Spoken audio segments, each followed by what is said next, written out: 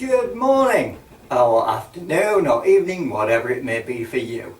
Welcome to Showbitch's Nether regions, where I'm your host Showbitch, and we go shoulder deep, groping around the dark vaults for you, seeking those hidden gems that you might have missed amongst the repeats and the tripe because of poor promotion, or maybe it clashed with you deciding to make something with a little, kind of going into the prosthetics type department and creating your own monster. I don't know. That's what I've been doing anyway. Yes, today you may notice we've got a bit of a different set going on here. We're trying a few new things, seeing what works. But today we're going to be covering Dark Matter.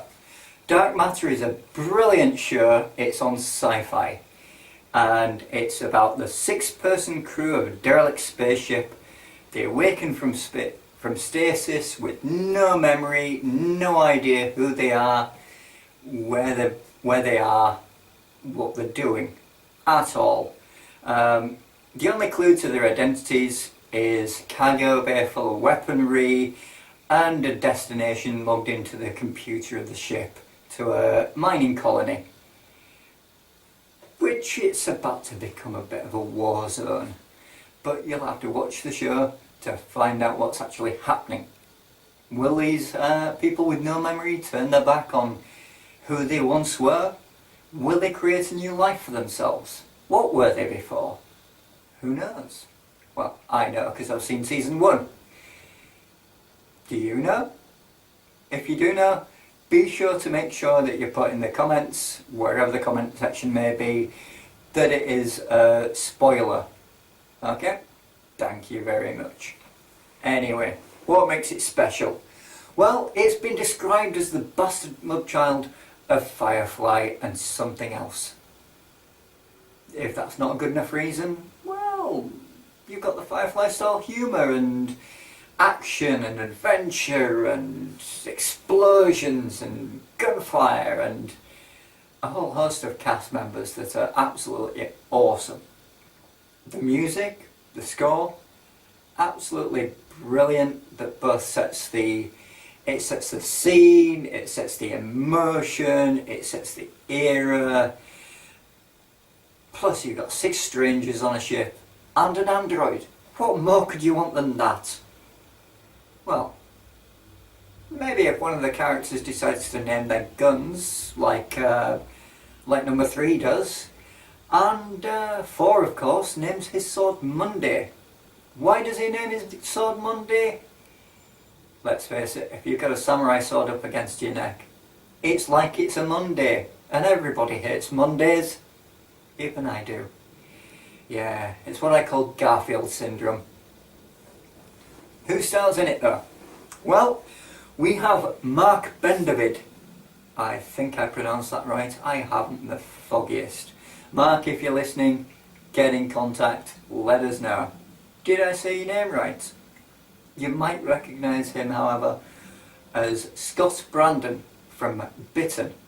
Bitten's that werewolf show that's on, that it stars Laura Vandervoort, I think it is. Who you'll recognise her from Smallville. She played Supergirl on that. But that's her, that's another show. We're on about Mark Bendavid here. He plays One.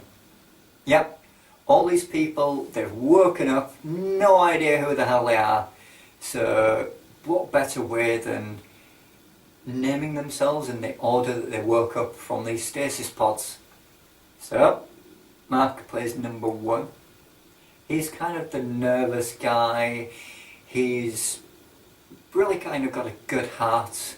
He's honest, he's kind, he's thoughtful, and he's the nervous new guy kind of person.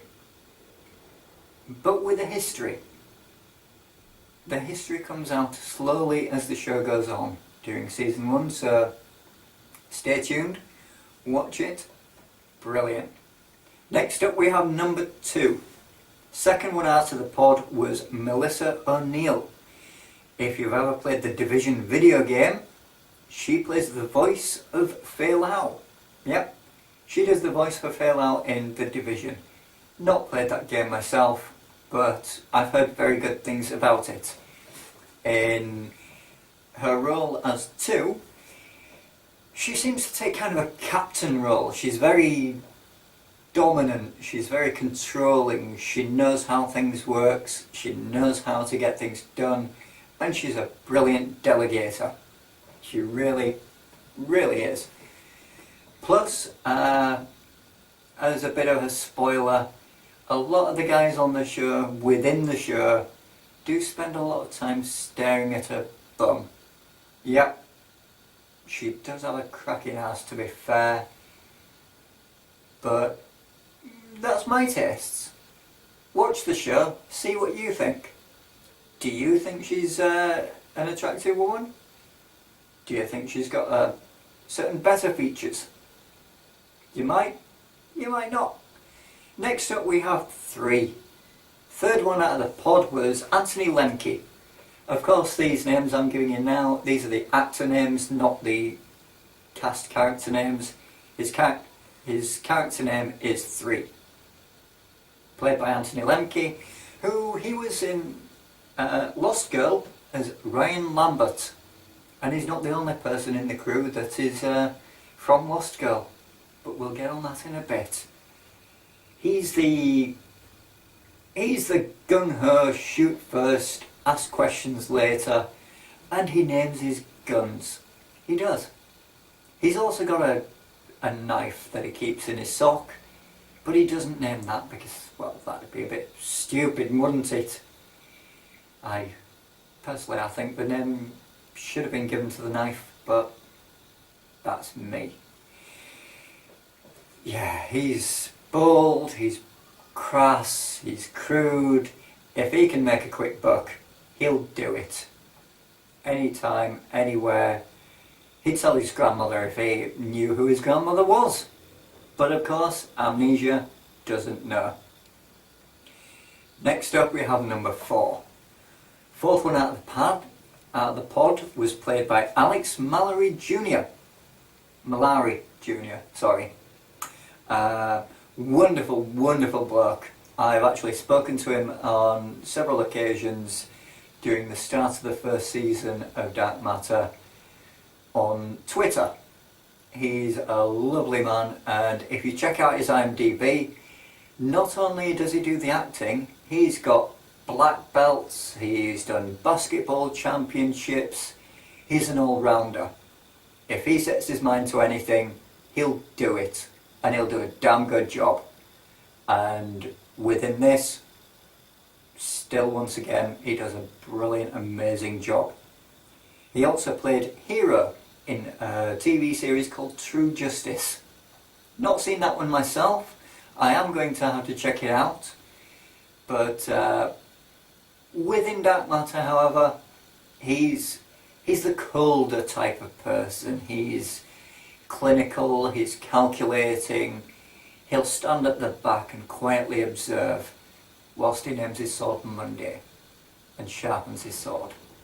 At this point, I should mention that whilst they've all lost their memory, they do actually still retain kind of genetic memory of certain skills and abilities. Like 4 has an extremely amazing control of swords. He's like a ninja. He's better than a ninja. He would kick a ninja's ass. He truly would. And yeah, I'm thinking maybe he's kind of the security kind of role within the ship, working alongside 3, with kind of brains and brawn combined together. That's just my thoughts and theories though. Yeah, next up we have 5. Fifth one out of the pod is Jodelle Ferland. She's done an immense range of movies, TV shows and all sorts, and you probably would recognise her to see her. In The Cabin in the Woods, she was Patience Buckner. But in this, she's the she's not a red herring. She's even more of an odd one out than Wood. She's the kind of stowaway type character. That's the impression given within the first few episodes. As to how a character develops, I'm not telling you. You'll have to watch yourself. And her main skill is electronics. If you hand her something with wires, she'll fix it. Circuit boards, she'll fix it. And she'll probably make it even better. So much better that it'll probably even cook you a bagel. She's genius when it comes to technology, and I swear if she entered a competition to wire something up blindfolded, she could win it easily.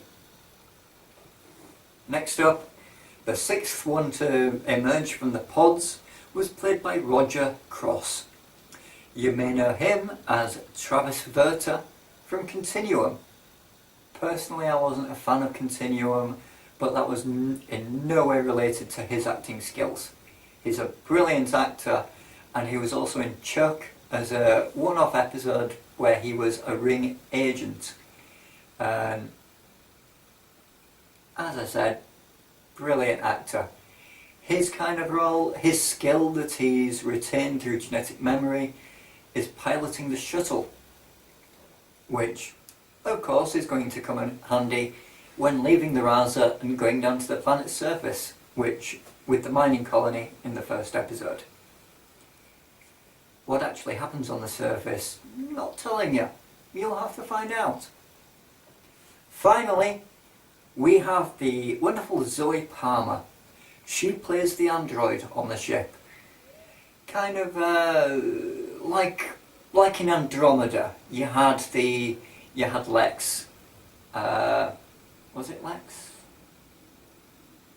Oh yes, Lex Adoic. She played the kind of avatar that could work in unison with the crew and the ship and make things run more smoothly. In this, that is her role. I know one or two people are not a big fan of her from when she was Dr. Lauren in Lost Girl. Yep, see, Lost Girl, see the link there. She was an interesting character in Lost Girl. The character, in my opinion, grew on me. In this, if you think her acting's a bit wooden, it's because she's a damn robot. She's an android that works in unison with the ship and the crew. And there is certainly, even for an android, there's character development to be had. As the episode gets on, as the series goes on, she starts to question things and question people, and the interaction is greater. Her subroutines start to adapt and develop and becomes more personal, and it's worth watching to see how she develops. It's really quite fascinating. She's gone from a lesbian doctor to being an android, which is quite a big jump, and she's done impressively well, in my opinion. The show, of course, Dark Matter, was created by Joseph Malozzi and Paul Mully. Right now I'm supposed to say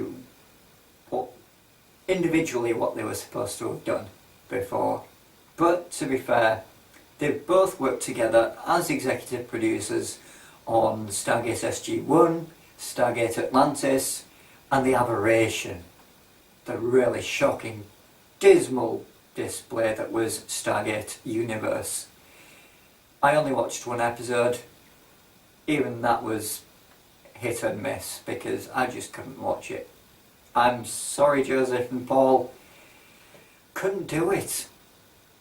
It's not down to you, it's down to the camera work more than anything. I couldn't stand all that jerky handycam stuffs. It just didn't work for me. But that's SGU. Within Dark Matter, as the creators and more. They do a brilliant, amazing, wonderful, wonderful job. It's true. It's true. It's a brilliant show. The show, of course, it's aimed at fans of Canada because it's a Canadian-made show, and I'm a big fan of Canada. It's aimed at fans of spaceborne sci-fi such as Star Trek, Star Wars, of course Firefly, and it's done remarkably well. If you're a fan of a good mystery, a good whodunit, with all these questions in the air on their identities and what they're going to do about it, it's definitely one for you. I'm trying to do this review without giving away any spoilers at all, really, and it's remarkably difficult because it's so jam-packed. Each episode is clearly well written, clearly well filmed, clearly well acted by every single member of the cast.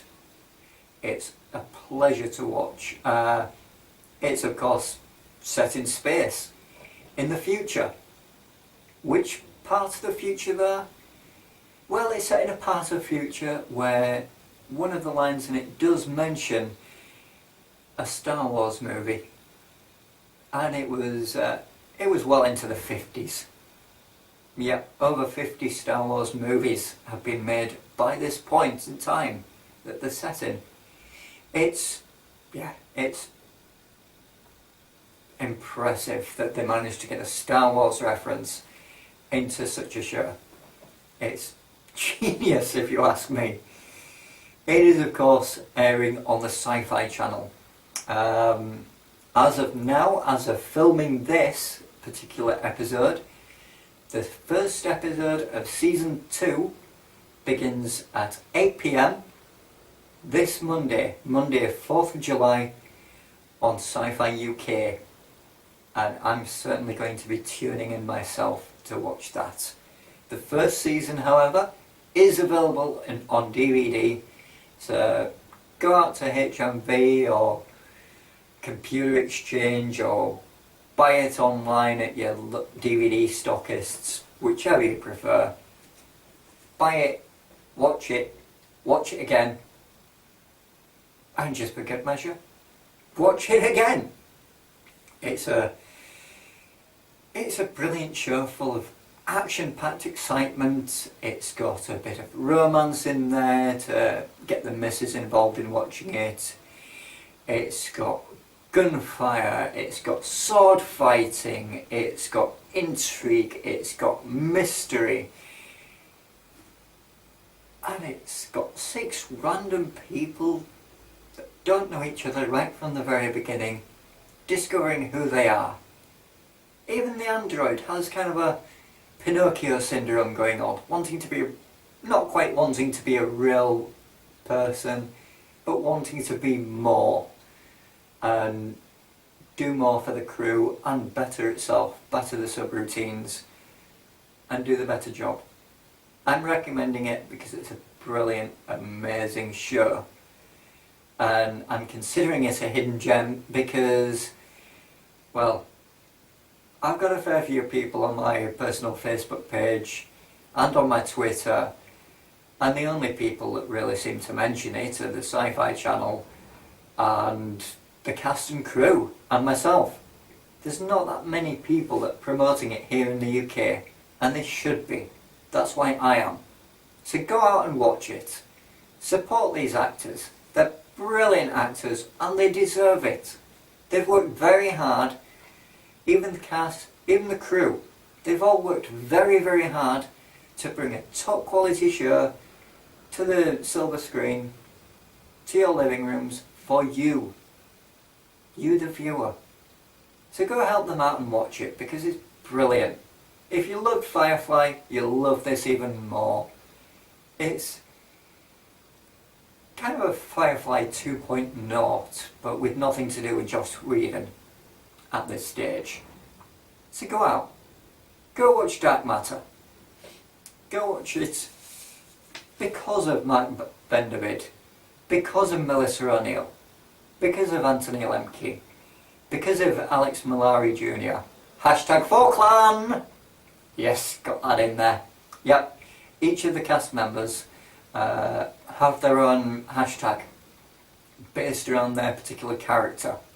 For me, it's hashtag 4clan because he's one of my favourite characters. And yeah, but also because of Jodel Faland, Roger Cross, and of course Zoe Palmer. Watch it, tune in, check it out when it starts back up on Sci-Fi Channel. Watch it, love it, and then comment about it. You got the first season available on DVD right now. You can binge watch that easily. I would. I am. Then I want you to go to stoffelpresents.wix.com/home. I want you to go on that website because that's our website. Showbitch's Nether Regions is part of Stoffel Presents. Go on there, check out my shows, check out other shows such as PS Plus or Minus for the PlayStation fans. Check out things like Excelsior if you're a geek. There's lots of different subdivision Excelsior episodes as well. There's the generic all-in TV shows. You've got ones based on specific shows. You can access all our social media through there, Twitter, Facebook, etc, etc, etc.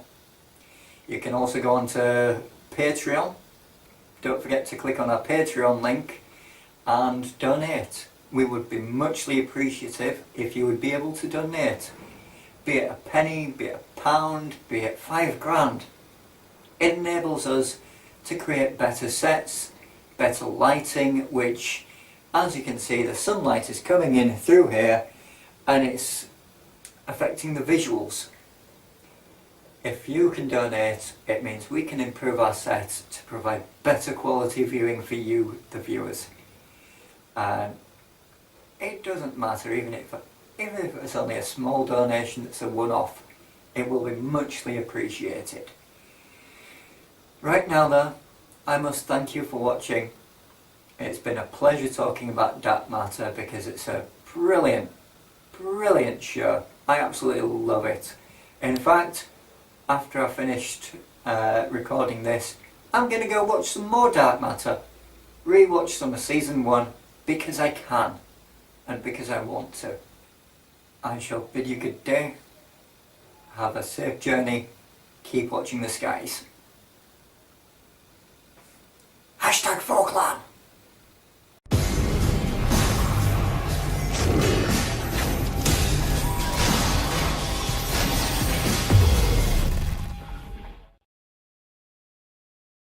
I don't trust that robot.